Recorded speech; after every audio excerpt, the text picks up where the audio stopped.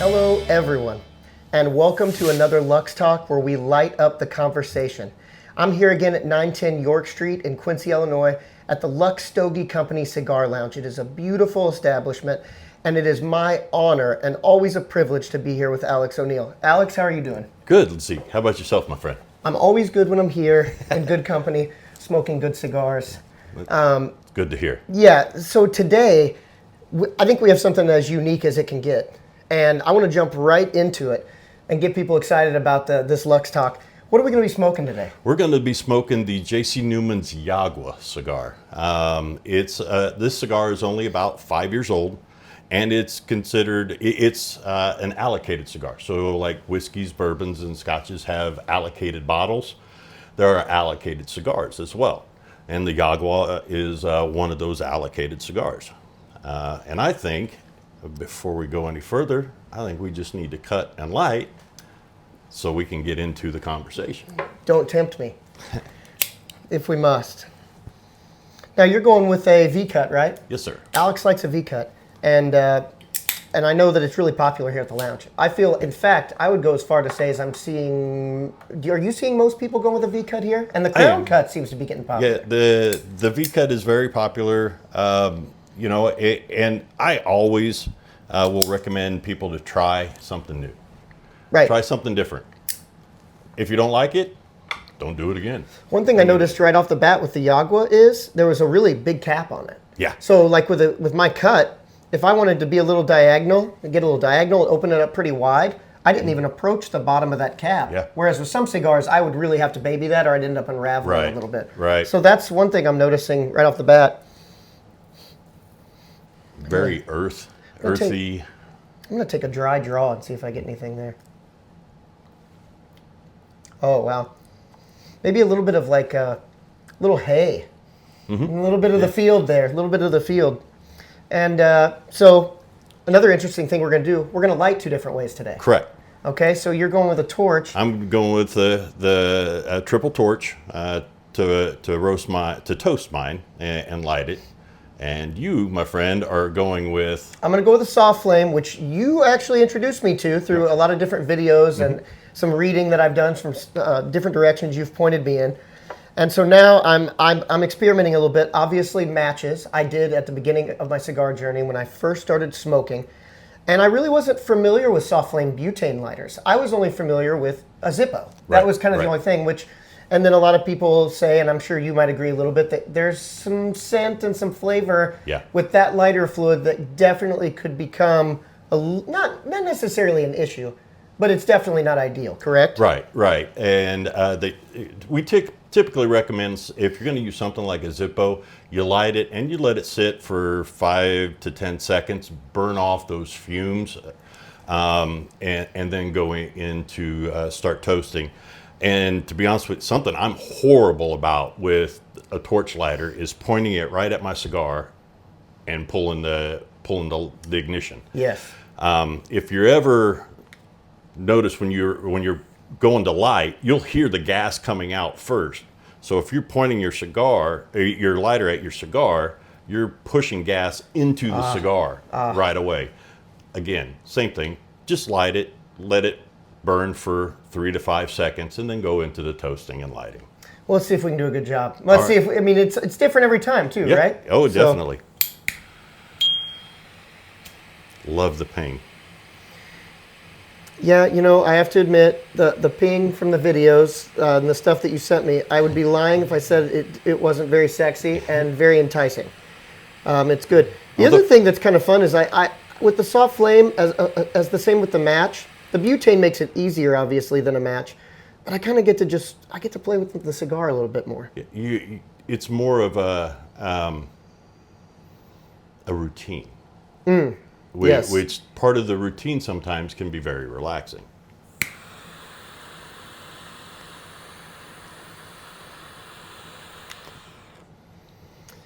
And I think we discussed this actually a little bit. The last time we talked, right after I just started experimenting more with the soft flame again because I was using I think is that a double flame or a single flame I got here at Luxe? It's a dual torch. Dual torch, which is a great lighter. Yeah. I absolutely love it. But so I'm re-experimenting with this. I'm getting back into it just because I really like to try out all processes. Sure. Everything you've taught me since I started smoking here, I've dabbled with. Right. Because one thing I wanted to do, I felt like when this lounge opened, it really reignited and refueled my love for cigars and cigar smoking. So it's almost like I wanted to, in a small way, start over and try everything that I Right. could to learn new things and not just I know what I'm doing and I've always Right. smoked this way. And do you like to do that? Do you like to experiment, or are you pretty much set in your ways now? I do. And to be honest with you, there are times that I'll even go back to something that I've tried and been like, I didn't like it. Well, I'll try it again. I can say the same with cigars. If you smoke a cigar that you haven't had or that you've had before and you didn't like it, give it 6 months to a year. Your palate changes over time. You might end up enjoying it later on.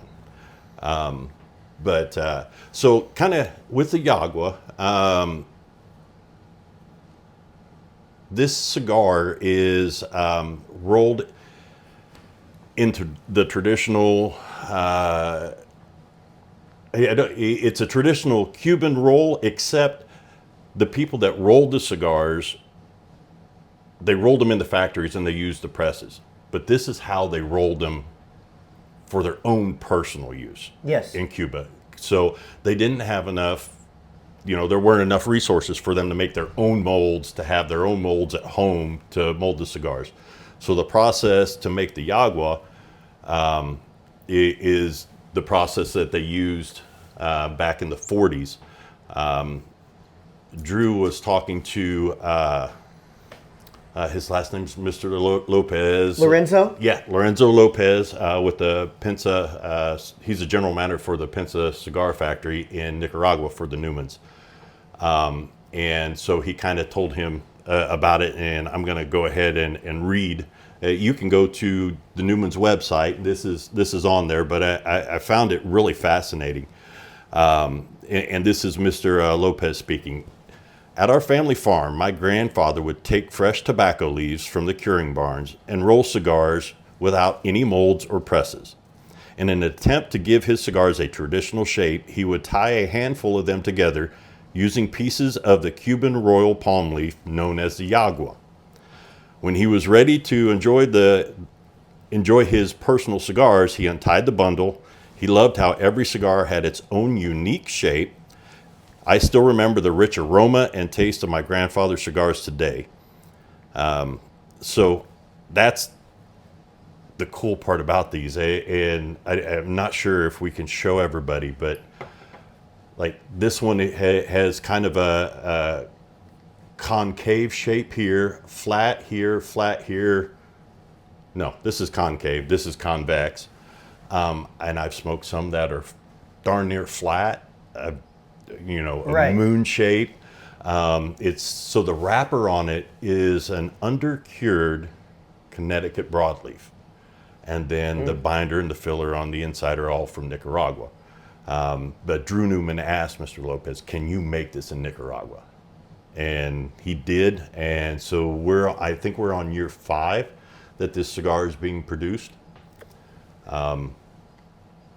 In my experience with the cigar, one of the ways of getting a little bit more out of it is if you wet your lips and you get that on that wrapper, it gives it another level of flavor complexity to match with the... Spot on. Oh, I'm telling you, this is really an amazing cigar. I'm going to be honest, when I looked at the cigar at first, I was like, oh my, what did I just get myself into? But... that old saying, don't judge a book by its cover, right here. And here we are. And I'll tell you what, for all of you that are watching and you really want to see the uniqueness of this cigar, stick around till the end of the video, because what I'm going to do is I'm going to snap some good photos of it, and then I'll put those at the end as it rolls out from the episode, because it really is unique and it's cool. And I did a little reading myself, and I bet that was special when J.C. Newman went to Lorenzo and was like, so your grandpa that did this in the 40s in Cuba, would you mind taking this on? It had to be a privilege. Yeah, I mean, he's rolling them like his grandfather did a century ago. The cigar industry is steeped in family tradition. So I'm sure that anytime somebody is asked to do something that their family did, they jump at the chance. So I'm picking up a lot with the cigar. Actually, it's really good. Like I said, I'm getting that. I'm getting some of that field. You know, you walk out into a field, a little bit of hay. Definitely for me, I'm actually catching a little bit of leather, which I didn't really catch the first time I had one of these. Just a touch, kind of on the back.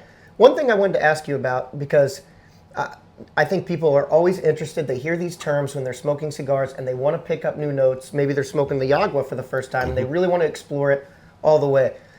Tell us a little bit about the retrohale, because I ask you all the time, and it's something that if you turn on a cigar video or you read a review at Aficionado or anywhere else online, something you're going to run into. These guys are going to start talking about the retrohale, and then you're going, wait, what am I missing? Did I miss notes? Talk a little bit about that for us, if you would. So the retrohale is where you blow smoke through your nostrils. Now, don't get a mouthful of smoke and then blow all of it through your nostrils. It will burn like fire. So a lot of the flavors that we get in our cigars are from our olfactory system, not from our actual taste buds. But that's how our brains translate what it's getting. So what you do is you blow about 75 to 80% of the smoke out of your mouth, and then the rest of it through your nose.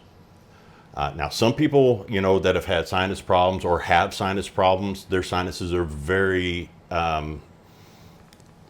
sensitive to this kind of thing. So if you have sensitive sinuses, I don't recommend doing it. Because it can be painful if done wrong. Correct. So I definitely recommend taking your time and not jumping right into it. And I think I'm the guy you're talking to. We actually sit here in this episode, depending on when you're watching, we're sitting here in spring in the Midwest. I myself have been dealing with it for the past week. Some people can probably even hear it a little bit. You get these allergies, and we talked about it the last time I asked you about the retrohale. For me, I kept saying, I'm not picking up notes. I'm just getting smoke or hot smoke. And I tried it different ways. I did the small amount. I didn't overdo it. It's not that it was painful, but then you made that connection for me and said, well, it may be, if your sinuses don't like that, if your olfactory is not into it, you're not going to catch those notes like I do. No.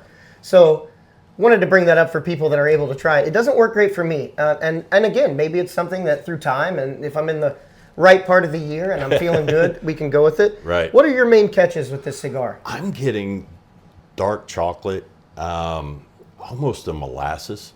Oh, that's good. I do get that slight bit of leather. There was an espresso, but definitely there's a solid undertone of earth, natural. Yeah. And then everything is kind of stacked on top of that. Medium strength. I'm having no problems with the draw, which was my biggest concern with seeing how that they are rolled, or lack of roll. But my biggest concern was the draw. Now, there are draw tools out there that you can use if that's the problem, because these are a natural product. You've got natural leaves rolled by human hands. There's bound and determined to be mistakes. Things happen.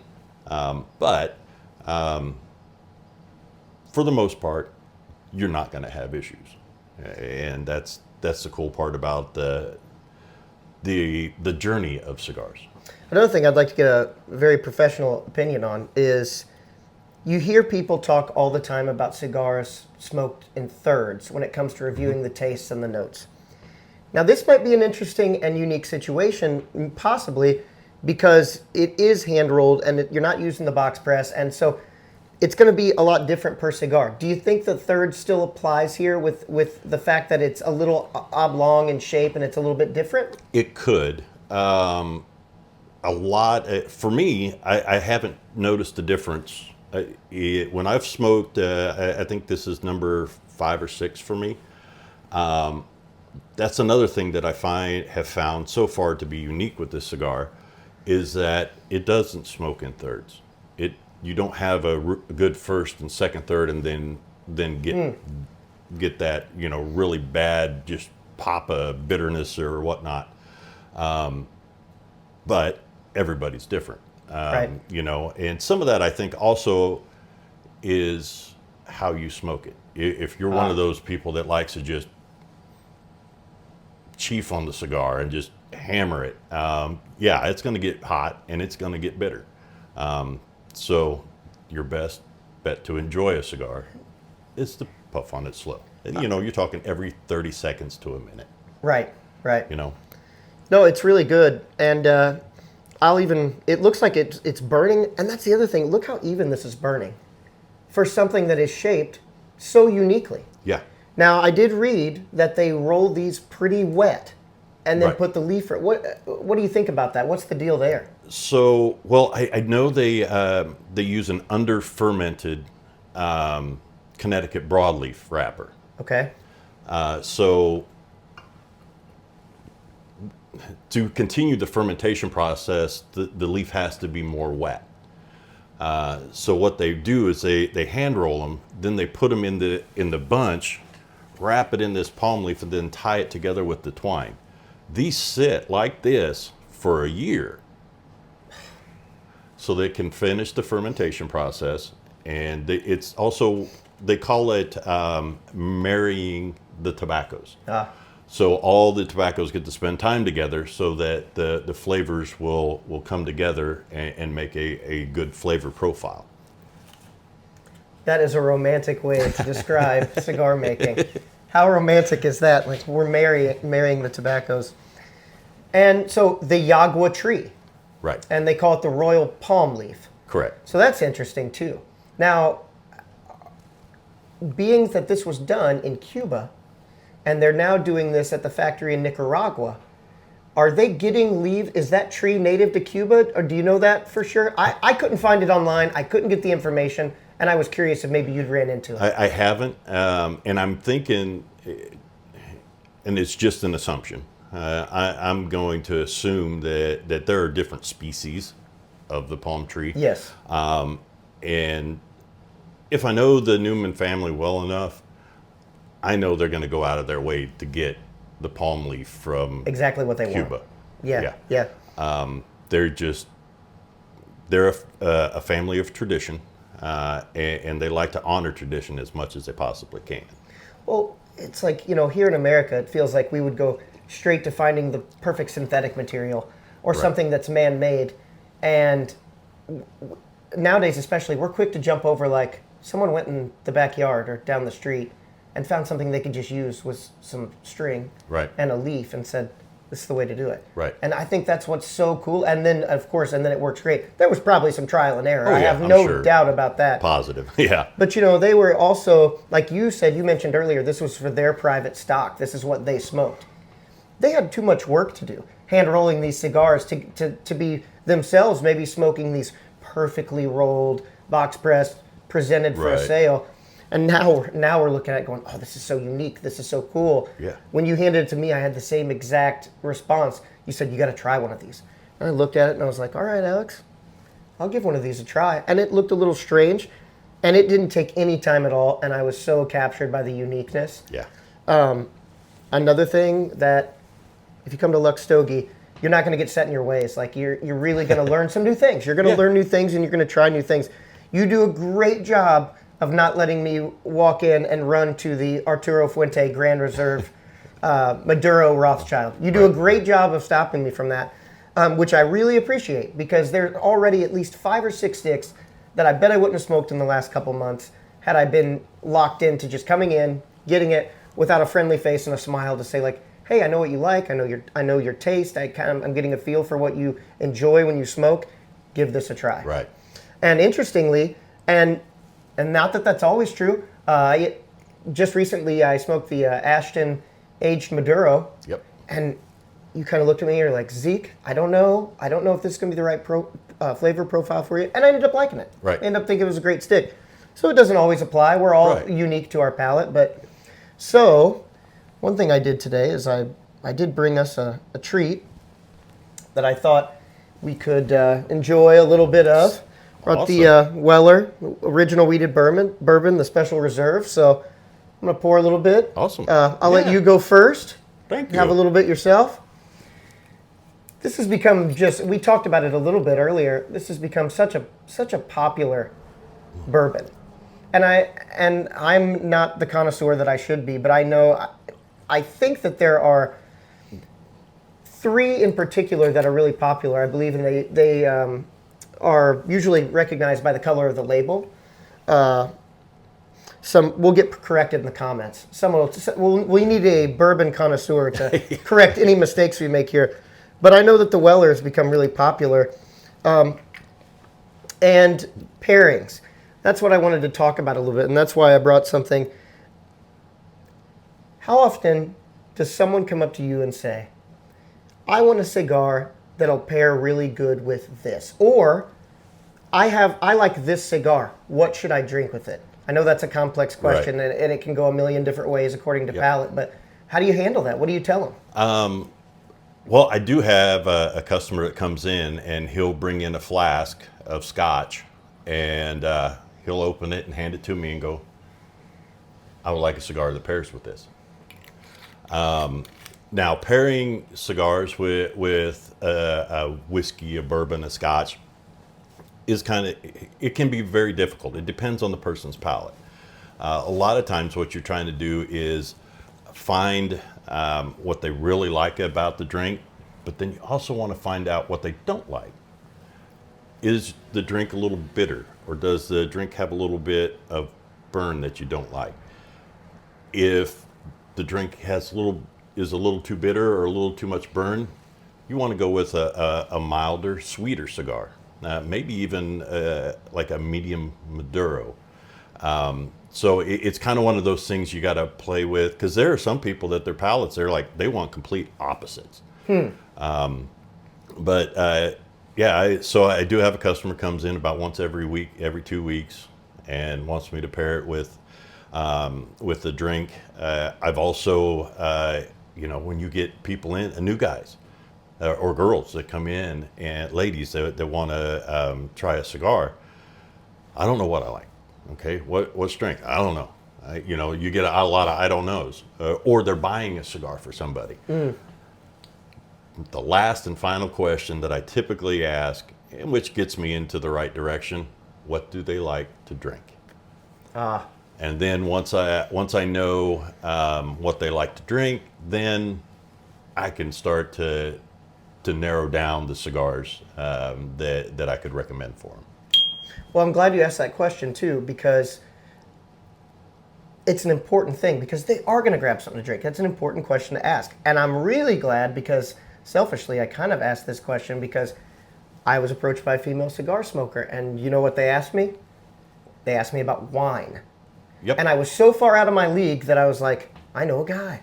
I'll ask Alex. That's talk about opening a really wide array of possibilities too, because with wine, you've got white wines and dry wines and sweet wines and reds of different types of grapes. Right. Have you tackled that at all? Do you know anyone that drinks wine with cigars?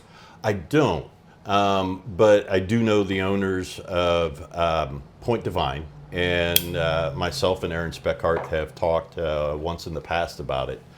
And I know that there's a lot of similarities. Because some of the wines, sometimes they put them in an oak barrel. Huh. And so so there are some cigars that have a charred oak. There are some cigars that have a citrus or a berry note in there. We can pair it with it. It's going to be a little bit more difficult because we also have to be careful because the strength and power of the cigar could overpower the drink, and vice versa. Yeah. And it could also ruin the drink, or the cigar could also ruin the drink or the cigar. Yeah. Yes. So lemonade is one of those that I've run into. Don't even bother. I've given everyone that warning, because after you told me, like I said, I come here and you tell me things, so I happen to have some lemonade in the refrigerator at home. I'm out on the deck or the patio, and I just got a little bit of lemonade because I want to know what you're talking about. And he is correct. There's no reason to run to the fridge and grab lemonade. Yeah, no. At your own risk. And again, I'm not sure which it made bad. I'm not sure if it made the cigar bad or the lemonade bad. I'm Right. not sure. Either way, I would stay away from it. Now, what I didn't do, you know how much I like to have a sweet tea with a Yep. cigar sometimes. What I didn't do is splash a little lemonade for like an Arnold Palmer. But I'm staying away from it because I had the experience. I heed your warning, and I'm not going to go with it. Now, another thing that I've gotten really excited about here at the lounge is my locker. Yeah. I'm really excited about my locker. I opened it 3 times the other night when I only needed to open it maybe once, just because I wanted to. So you added the lockers. Yes. And they're right now available where people can Correct. message you guys and get one. I'm going to let you talk about exactly what people can put in the locker, how much they can put in the locker, how they go about reaching out to you guys and getting one, and then also when someone gets a locker early on, knowing here's what you can put in it, here's what you shouldn't Right. be putting in it, because that matters. These are community lockers, and they're humidified and temperature controlled. Right. So we're all kind of sharing. We're a family Right. in the lockers. So hit us on that. Let's hear about it. So I am really happy that the cigar lockers are in. I'm stoked. They're extremely well made. They're made. I know the doors have a lining of cedar, but the interior portion is Spanish cedar. They have vents cut in the floors and in the walls to allow airflow, and there's about a 4 to 5 inch gap in the back side of the unit. So the entire unit is 18 inches deep, but your locker is only 12 inches deep. So there's a huge area in the back for airflow. Now, for that reason, if you're going to store aromatic pipe tobacco or infused cigars in there, I'm definitely going to ask that we put them, especially like with pipe tobacco, if it's already in a Ziploc container, we're going to put it in another Ziploc bag. And the same with the infused cigars and whatnot, just to make sure that those cigars don't affect the flavor of other cigars. You can store your lighters in there. I would prefer that we not store, like Zippo fluid or whatnot, just in case it falls over, because we got to consider if you're on the top and your Zippo fluid falls over and it starts to leak, one, it's going to start to destroy the Spanish cedar. But 2, then now you're starting to affect other customers' belongings. Now you can store in there your favorite bottles of whiskeys, bourbons, scotches, whatever you want. I do ask that they be stored vertically. If you have a question, like I do know there's one of my customers has an E.H. Taylor bottle, and it's sitting at an angle, but there is about 2.5 inch tall, about 10 inch square ashtray in front of it. So it doesn't roll. It won't roll. It won't fall over. Yeah. It's being held in place. So if you rent a locker and you have a question like that, please feel free to ask. I am also kind of a humidity Nazi, so I'm always checking the humidity level in there. So if you rent a locker and you open your locker and there's a hygrometer in there, please don't touch it. It's me monitoring. It's me making sure that that everything's operating the way it's supposed to. And I'm trying to figure out a process to let you know, like maybe leaving a card in there. Hey, yes. I have been in your locker. I do apologize type thing, but just to let people know. I'm not in there to take anybody's stuff. If anything, I'm going to be the one that's keeping an eye on everybody Right. to make sure that you're only in yours. But I do check them every night. I go through and there's 56 lockers. Every one of them I pull on them to make sure that they're locked. That way nobody gets in and steals your stuff. Now that being said, we're all adults here. Lock your locker. Yes. I cannot be held responsible if you leave your locker unlocked and somebody gets in there and takes your stuff. It's just the nature of the beast, but I'll do everything. I'm currently working on finding the right video surveillance system so that in case something comes up missing, we'll have the video surveillance to make sure nothing happens. You know, God forbid. God forbid. And having been at this lounge and being around the clientele, I'm anything but worried about my cigar collection. And I'm excited about it. One thing I wanted to mention is I'm the guy that buys the humidor, tries to season it, thinks they've done everything right, and it doesn't work out. Okay? Right. I don't have just a place to put my stuff now when I come here, but I have a humidor. Yeah. That I don't have to maintain. Yep. And I know that someone that knows what they're doing and is doing it as their job every day is making meticulously picking through every single detail and making sure it's right. So this is not just a locker to store some things like you're going to the gym. Right. You're essentially, you've got a humidor. Yes. And you're not, and someone takes care of it for you. Yes. That's how I'm going to start saying it, I guess. Now. Exactly. Like, well, I do have a humidor, but it's on location with lock and key, and I have it taken care of by someone else. So that isn't that great? Like, what a great service. Yeah. You know, to be honest with you, I never thought about it that way. That's spot on. Yeah. It's your own personal humidor. I do have a local lady that is making up the nameplates that go on it. So you will have your own nameplate. You can choose what goes on there. Let's keep it respectful. But you know, some people have a nickname that they've gone by all their life, and you know, they go by it. Hey, that's going to go on there. I'm working on it. I'm making a jig so that, again, I'm human. And it might look straight when I put it on there, but then when I step back, that one's off to the left and this one's off to the right. So I'm working on something that a jig so that I can go to each locker door and get the name tag in this perfect spot to where it all looks uniform and professional. Well, while we keep talking, as we approach the second third of our cigar, why don't we initiate a little bit of a pairing? Cheers, sir. Congratulations on the lockers. Cheers. Thank you. Pretty big part of the expansion. Yes. I mean, if you hear any noise or you hear something going on, there's people working as we speak in the back to get this expansion going. Talk about the target date a little bit, maybe? We're looking at Mayfest, May 10th, that it'll be done.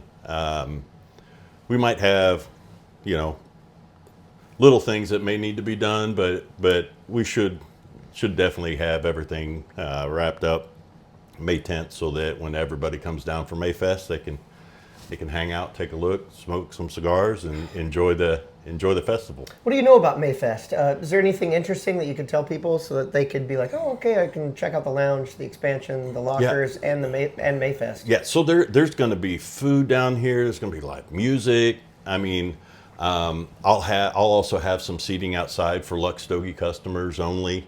You know, it's going to be a good time for the community to come together and just enjoy some time together with good music, good drinks, good food, good cigars.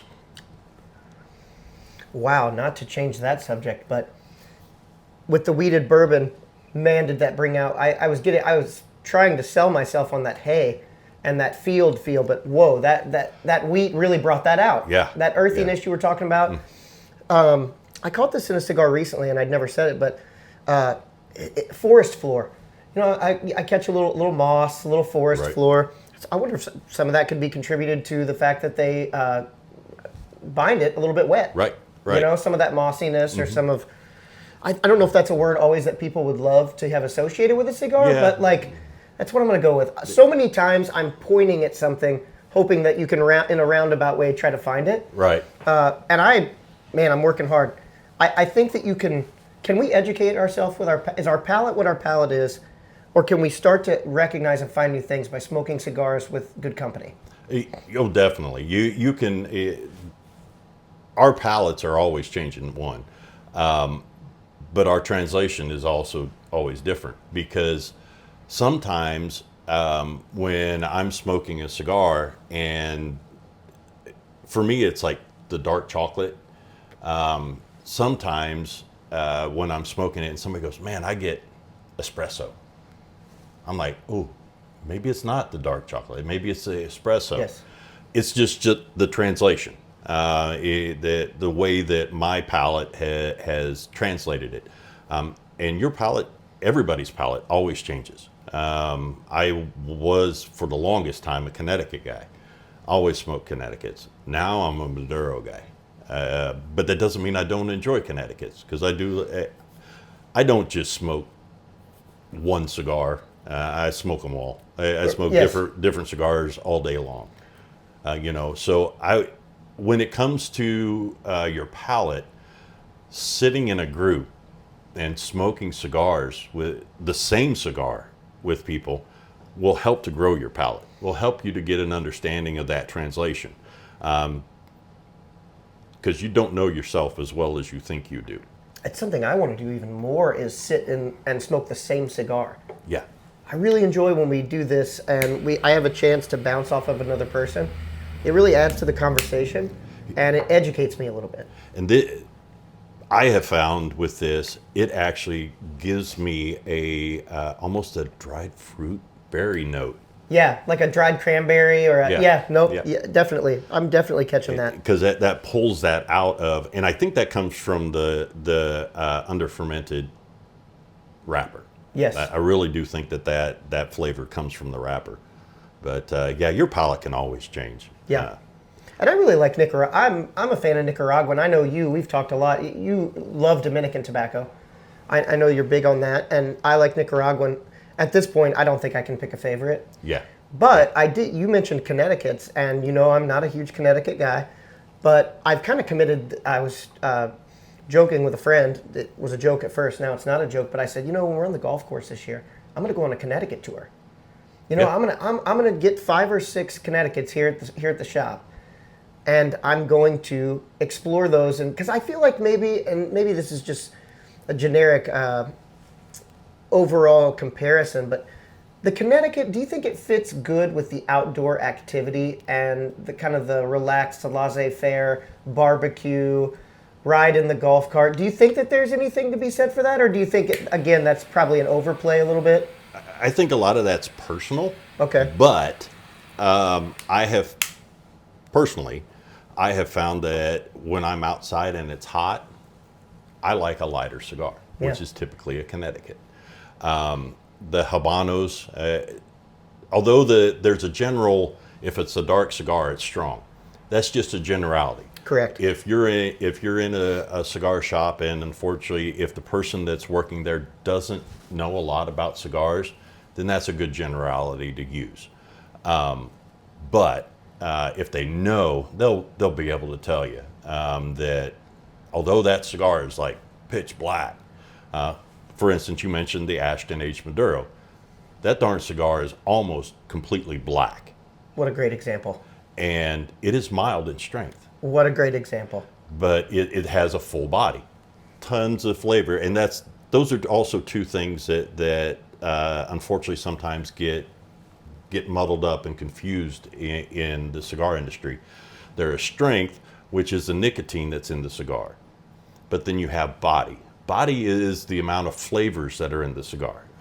So you could have a mild strength cigar with a full body. So it's not got a lot of nicotine in it, but it has a lot of flavor. And vice versa. You can still have a full strength and full body, but you've got to be careful. And hopefully wherever you're getting your cigars, they're able to tell you the difference. And while this is medium, you mentioned nicotine. I like a little tingle on the tongue or a tingle on the lips, which I'm getting a little bit of, but there's no head rush here. No. This is a good cigar for someone that if they don't have a lot of exposure to nicotine and they don't like that, they don't like to get a little jittery or a little sweaty in the palms, this is fine. Oh, yeah. You can catch a little tingle and a little excitement in the tongue and the lips and the roof of the mouth without feeling like you're getting bogged down. Yeah. Oh, definitely. So yeah. I think this is a good choice. I'm really enjoying it. I think that the part of the story of this cigar that I've enjoyed the most is talk about family tradition. Yes. To be approached and asked to do something the way that your grandpa did it in the 40s is so cool. And in the cigar industry, there's so much of this like heritage Right. and lineage and family orientation, and it's a deep dive into that when you read about it. It seems like some of the first information you read about cigars is the family Yes. and what they did, tradition. And I'm kind of excited for you because you've become somewhat of the godfather of your family in cigars now. You know, Yes. as your extended family starts to go on with their lives, they'll be Yep. passing down information that they've got from you about cigars. True. And you've got a pretty tight-knit family, and you've got a lot of... You want to talk a little bit about that? I know Sure. you have you have a lot of extended family, and you're a family-oriented guy. Yeah. My wife and I have 5 children and 7 grandchildren. Wow. Our 3 daughters so our oldest and second oldest both have 2, and then our youngest daughter has 3. So we've got 7 grandchildren and 5 children. Our 2 boys, don't have any kids yet, thankfully. I mean, Christmases are going to get rough. In due time. In due time. But I do know, grandkids, they'll see the logo. Got to give a shout out to my daughter Emma. I was struggling for a month trying to figure out my logo, and my wife was like, "Honey, we got a daughter that did this, so why don't you ask her?" I was like, "Oh yeah." And Resources. yeah, Right there under your nose. sent her a message, and 45 minutes later, she sent me the logo, and it was perfect. At first, I was excited. Then I was upset that it took me so long to ask her. But I get comments on it all the time that they just love it. Because it is a mix of my heritage. With the skull. The skull is part of almost every military branch. There's a skull in almost every design. So with me serving in the Marine Corps and the Army, that was a given.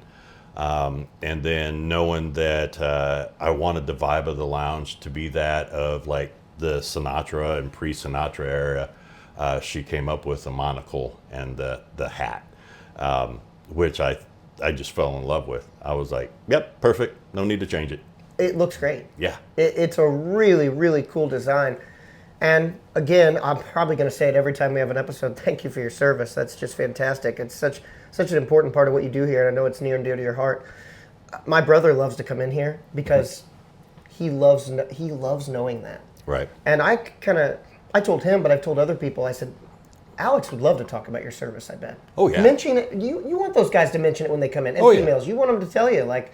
Definitely. Talk about it a little bit. It's a shared experience that even you and I can't have that conversation. Right. I haven't served, and so I'm sure that's exciting for you to get guys that come in. Oh yeah, being able to talk to my brothers and sisters, it's always cool. 'Cause, we all didn't serve in the same places. There are so many places around the world that you could be stationed at or you can deploy to. So it's going to be very rare that I ever talk to somebody that I served in the same place with in time. I mean, there are some people that will come in, oh yeah, I was stationed at Camp Lejeune. Yeah, so was I, but it was 10, 20 years before you. Right. So Right. The timing's different, but it's definitely cool to talk about and see the things that have changed, just to get in touch with fellow veterans. You can sense how special that is because I'll mention Luxe. I'll mention they like cigars. I'll mention, it's a local place. You don't always have to run online to get something. And also, to be honest, just because someone has a big walk-in humidor, that doesn't necessarily mean they might have a big selection. They might have a huge walk-in humidor. That doesn't mean they're taking good care of their cigars. That doesn't mean they know their product. Right. It doesn't mean that the care and attention that needs to go into it has been done. Very true. So when I mention all of the care and all of the articulate behavior that you've taken on to make sure everything is just the way it needs to be, and then I put that cherry on top with like, oh, by the way, he was also military. You can see it in their eyes. Right. They instantly feel a bond and a commonality, and I can sense that when they Right. hear it. That's such a special thing. One thing I want to do today, especially, I don't want to forget before we end up wrapping up, but I think we should encourage people, follow on Facebook. You guys are doing Facebook. You guys have Instagram. Is there any other way that you would encourage people to reach out to you, or ways that they can follow in knowing what's going on here, promotions, events, things like that? definitely follow us on Facebook, Okay. Instagram. You can always come in if we've got anything going. But Facebook is the key place that we send out our messages and our updates. But we do have people that have reached out to us on Instagram. And I'm sure, again, my daughter does most of the social media. I'm typically the one on Facebook because it's the one I know. Social media, and I get so confused on some of it. But or you can come in, give us or give me a call. I can give you a business card that's got my personal cell phone number on it. We can just keep you updated there. I will say that Luxe Stogie will be in the Dogwood Parade. Oh, that's exciting. And that's this weekend, correct? Yeah. That's yes, this weekend. The 3rd. I will be at work. Yeah. But I'm sure you'll send me pictures and videos so that while I'm working, I can know how wonderfully everyone's enjoying their cigar on the float in the Dogwood Parade. Here is a fun question to circle back to family. You have all these grandkids. If you haven't done it yet, you're going to put together, I'm putting you on the spot here. Uh-oh. You're going to put together 5 cigars that you love right now to put in a nice box and start aging for your grandkids that you can enjoy with them when they turn 18. Ooh. I'm going to do it to you. I'm sorry to put you on the spot. That's a tough question. That's a tough one. I basically just asked you what your favorite food was. But yeah. So aging cigars is also one of those that is a tough one that I want to get into. But I would say definitely the Rose of Sharon. Rose of Sharon is one that I think maybe over time the flavors might become more complex. The Perdomo 10th Anniversary Maduro, darn good cigar. Churchill or Robusto? I like the Churchill. Okay. Now, if I'm sitting outside on a hot day, it's going to be the Robusto. But if I'm in the lounge where it's climate controlled, every day, all day long, the Churchill. I had a feeling you were going to say that. I've started to notice that you've kind of edged toward it. I've seen you pull it out of the humidor many times and come sit down. Then I'd be remiss if I didn't pull in the Oliva Master Blend 3. Really good cigar. I think for those of you that are Oliva V fans and Melanolio fans, definitely try the Master Blend 3. I think you'll be surprised. Then the Plasencia Almafuerte Hexto. I don't have it here. I have the Colorado Claro. I don't know if I've had that. It's a 6-sided. They have put it in the press and it's 6-sided. But the Colorado Claro is basically the same cigar, just not pressed that way. Let's see. That's 4. And then the 5th one, boy, if I could get my hands on it. Go ahead. El Rey de Mundo Maduro Pyramid. I didn't want to steal your spotlight. I knew when you looked at me, man, was that a good was smoke. an amazing smoke. Oh, the oily wrapper, and it took me a third of the cigar to get past talking about just the outside wrapper. Right. I hadn't even got to the fillers. Man, did we enjoy that. Yes, we did. That was a case where I think 4 of us were smoking it that day. And so we were able to have that talk, like, what are you getting? And we were like little kids on our birthday. Yeah. You could just tell right off the bat, everyone had the commonality of, man, I like this stick. I'm enjoying it. And that was a cigar that I had gotten from somebody else's personal collection. I remember that, yes. And I didn't, to be honest with you, I didn't know how long he had owned them and how long he had been aging them. So my best guess was that these things were probably at least 20 years old. At least. So what a treat. Oh, man. What a treat. And I'm sure that changes some of the characteristics as opposed to us getting a fresh box, right? Which you're not having the easiest time doing from what we've had conversations about. They're not, everyone's scooping them up. Right, yeah. And there's a reason. Yep. They're fantastic. So, maybe we'll get into some cigar aging next time. Maybe. Yep. And maybe we'll get into that. Maybe we'll talk about it a little bit, because I think there's a lot of people in their humidors at home, if they're doing better than me, and they are able to keep those maintained well and do it. Or I think there's a good spot right back here to age some cigars when you get into it. Yep. I know that's what I'm going to do, so that I know that my good cigars can be aged in their locker, and I know that no matter how busy my schedule gets, no matter how much I'm out of town, there's going to be someone looking after my cigars and making sure they're good. Another thing I want to mention before we go, because we're about to wrap it up, is that next time we have a Luxe Talk, we're going to be announcing our first guest. We're going to have a guest come with us on this ride, on this show, Yes. and we're really going to light up the conversation. Yep. So make sure, if you're enjoying this, subscribe to the YouTube channel. Definitely. And keep updated on Facebook. Follow us, and drop comments. Tell us, give us ideas. What do you want? What do you want to talk about? What do you want to hear about? We encourage you also, when you start, grab something to drink and light up a cigar with us. Light up a cigar with us. Maybe one of these days we'll even warn them ahead of time what we might smoke, Right. so that you can come in and buy one and smoke it with us. Sure. While we do the podcast, or video cast, or episode, or whatever you'd like to call it. But I'm really enjoying this. The first thing I want to thank you for before we go is, first of all, just thank you for letting me be here and be part of this and talk to you and smoke the cigar. So first thanks for the day is for your friendship. Well, I appreciate that. Thank you. It is a privilege to be here and do this with you. And I appreciate that. It's a privilege to have something that someone is so compassionate about in the town that I live in, and like the community I live in, and that I can have camaraderie with other people that enjoy it as well, and have a place where we can go and feel accepted and wanted and appreciated.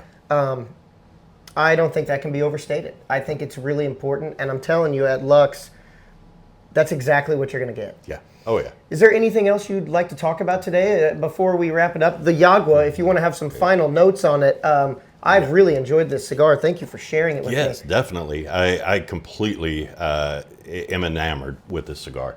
The crazy part about it too is it seems like when it's burning, it's actually going back to its round shape for, the next quarter inch is going round, and you can see it, the flat parts coming round. It doesn't go back. It really is, isn't it? But we discussed that the first time that I smoked one, how it's funny, you have these lines and these, where it was wrapped together, it kind of gets a press and you get some sharp lines.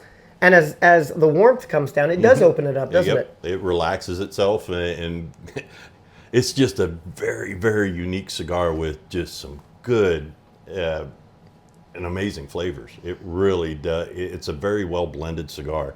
And kudos to the Newman family and Mr. Lopez for coming up with this blend. It is just phenomenal. And well, let's do it. Let's cheers to J.C. Newman and the family, because someone out there said, you know what, we need to make sure that we get back in this family-rich tradition. Yes. And keep in mind, a lot of people make a lot of noise about Cuban cigars. Mm-hmm. This whole idea for this cigar came out of 1940s Cuba. Yep. You might be getting some different tobaccos and stuff, but you're getting all the rich heritage, and you're getting all of the complexities in process that you got back then. And it's funny that I say that, because by complexities, I mean Lorenzo's grandpa. This was just how he rolled his. Yep. This is just how he did his cigars, and now we're enjoying it as a delicacy. Yeah. Yep. He rolled it for his personal use, and now it's gone to commercial use. And they were very tasteful in the fact that knowing that this was a